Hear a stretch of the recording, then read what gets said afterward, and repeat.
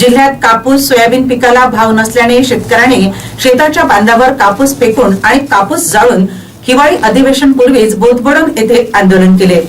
जिल्ह्यात कापूस आणि सोयाबीन पिकाला भाव नसल्याने शेतकऱ्यांनी शेताच्या बांधावर कापूस फेकून व कापूस जाळून हिवाळी अधिवेशनापूर्वीच बोदबोडण येथे आंदोलन केले। त्वरित कापसाला सोयाबीनला भाव द्यावा अन्यथा यापेक्षा तीव्र आंदोलन करण्यात येईल असा इशारा देण्यात आला।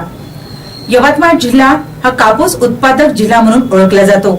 गेल्या 2 वर्षात अतिवृष्टी आणि नापिकीमुळे शेतकऱ्यांवर एक संकट कोसळलं असताना आता मात्र शेतकरी त्यातून सावरला असताना यंदा काही प्रमाणात कापूस आणि सोयाबीन झाले।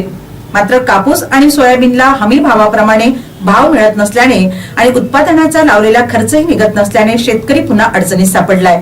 त्यामुळे संतप्त झालेल्या शेतकऱ्याने कापसाला 10,000 रुपये भाव आणि सोयाबीनला 7,000 रुपये भाव द्या या मागणीसाठी यवतमाळच्या बोदबोडण येथे शेताच्या बांधावर शेतकऱ्यांनी कापूस जळून सरकारचा निषेध व्यक्त केला। कापसाला भाव नाही, सोयाबीनला भाव नाही आहे, एक पराठीप आहे, याच्यामध्ये 1-2-4 बोंडे बी नाही आहे। कापूस काय हेक्टरी काय पिकणार आहे, एकरी काय पिकणार आहे, त्याला भाव बी कमी आहे। 10,000 रुपये दिलं कम से कम, सोयाबीनला 7,000 दिलं तर कास्तकार जगल। मजुरीचे भाव वाढून कास्तकाराला काय मिळणार आहे, खत वगैरे सगळं वाढून आहे, त्याच्यामुळे काय वाढणार, काय मिळणार आम्हाला कास्तकाराला? आपल्याला सरकारची मागणी एकच आहे, कापसाला भाव आणि सोयाबीनला भाव, हेच मागणी आहे। काय नाव तुमचं? सुधाकर मोहन पवार। आमची शासनाला एवढीच मागणी आहे की आमच्या कापसाला किमान 10,000 रुपये भाव द्यावा, आमच्या सोयाबीनला 7,000 रुपये भाव द्यावा।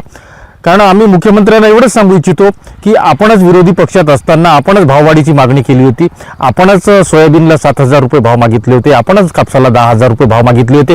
आज तुमच्याकडे सत्ता आहे आणि आपण विदर्भाचे मुख्यमंत्री आहात आणि मी म्हणतो की इतिहासाची पुनरावृत्ती व्हावी आणि तुम्ही सुद्धा शेतकऱ्यांच्या भावाला चांगला माल देऊन एक शेतीवेडा मुख्यमंत्री म्हणून पूर्ण भारतात एक प्रसिद्धीला आहे, एवढीच आमची मुख्यमंत्र्यांना विनंती आहे।